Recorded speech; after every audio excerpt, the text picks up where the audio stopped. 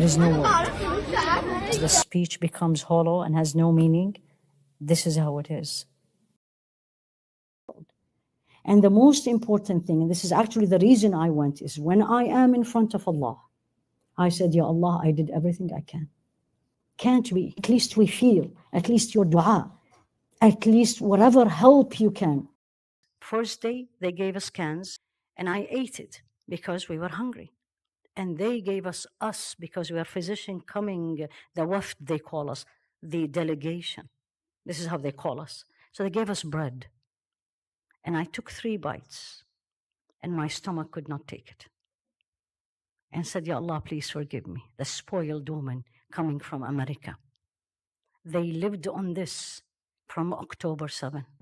لما أكبر إحنا بفلسطين نكبر، إحنا في أي لحظة ممكن ننطح، ممكن نموت، وإحنا ماشيين نلاقي حالنا مطبوخين.